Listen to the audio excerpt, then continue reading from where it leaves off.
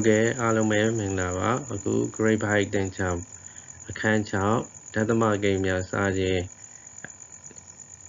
စာမျက်နှာ62ကသင်ခန်းစာတွေကိုရှင်းပြသွားမှာဖြစ်ပါတယ်နံပါတ်1တိရသမ5မီတာရှိသောရေပိုက်တစ်ချောင်းသည်330 ဂရမ်လေးသည်1 မီတာရှိသောရေပိုက်သည်မြေမြ4 မီလီအထက်တွင်ဖော်ပြထားသောနေနီရင်းနီးအသုံးပြုပြီးရှာပါလို့ပြောထားပါတယ်ဆိုရင်ဒီမေးခွန်းလေးကိုကြည့်ရအောင်မေးခွန်းက1.5 မီတာရှိတဲ့ရေပိုက်တစ်ချောင်းက330 ဂရမ်လေးတယ်လို့ပြောထားပါတယ်ပထမတော့ကတွက်ခဲ့တဲ့ရှေ့တော့ကတွက်ခဲ့တဲ့ပု္ပ္ပာတွေလိုပဲဖဲကြိုးဥပမာပေါ့နော်ဖဲကြိုးဝယ်တဲ့ဥပမာလိုပဲဒီပု္ပ္ပာလည်းတူညီပါတယ်เนาะအဲဆိုရင်သူရဲ့ပုံနေနည်းအတိုင်းဒီ330 ဂရမ်ကိုအရှည်ရေပိုက်ချောင်းရဲ့အရှည်1.5 မီတာနဲ့စားလိုက်မယ်ဆိုလို့ရှိရင်သူလိုချင်တဲ့ဒီမှာလိုချင်တဲ့1 မီတာရှည်တဲ့ရေပိုက်အလေးချိန်ကိုရရှိမှာဖြစ်ပါတယ်เนาะ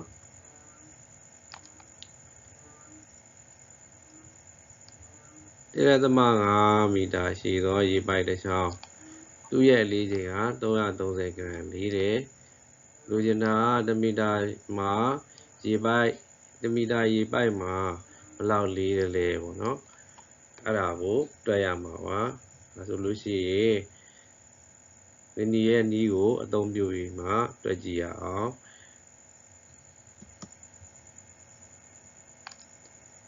330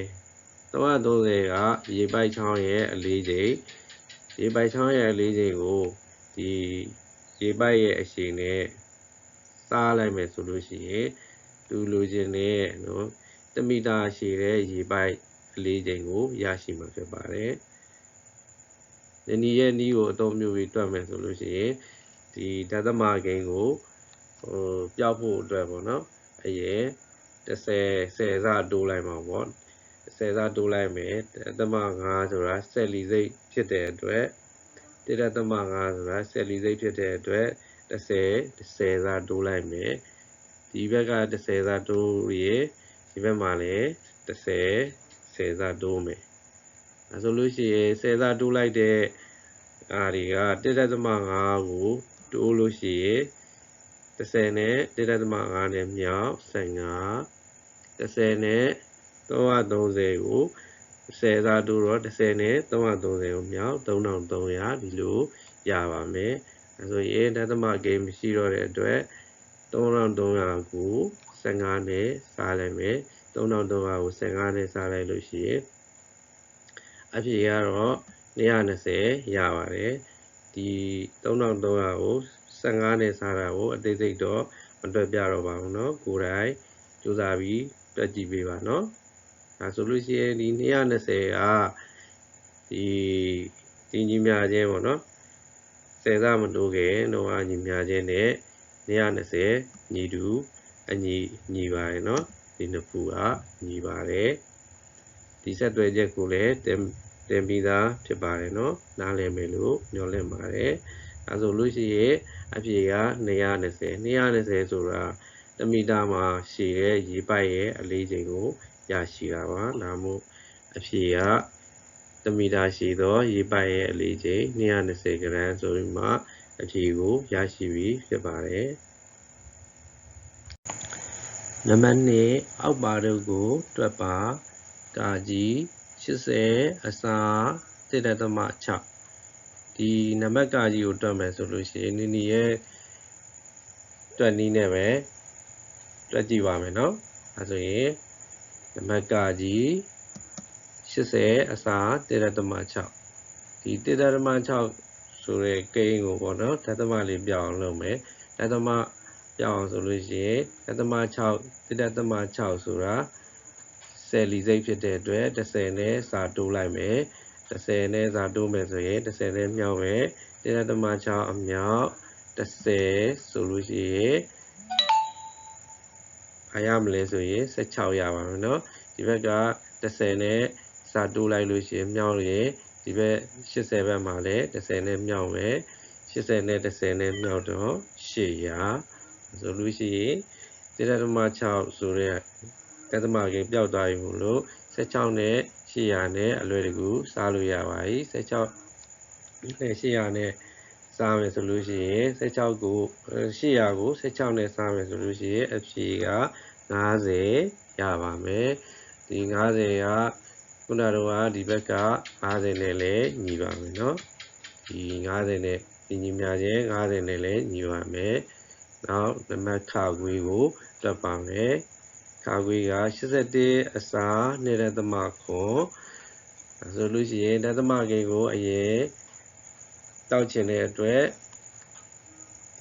ဒသမကိန်းက10လီစိတ်မလို့10နဲ့မြောက်လိုက်မယ်10နဲ့မြောက်လို့ရှိရင်10နဲ့တိုးလိုက်မယ်ပေါ့နော်10တိုးလိုက်လို့ရှိရင်10စားတိုးရင်10နဲ့မြောက်2.9 10နဲ့မြောက်ရင်29ရတယ်ဒီလိုပဲ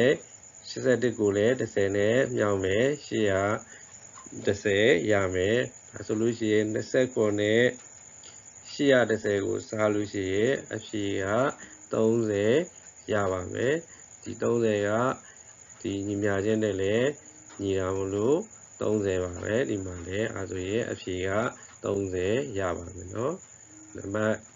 ဂငယ်ကိုဆက်တွက်ပါမယ်ဂငယ်က25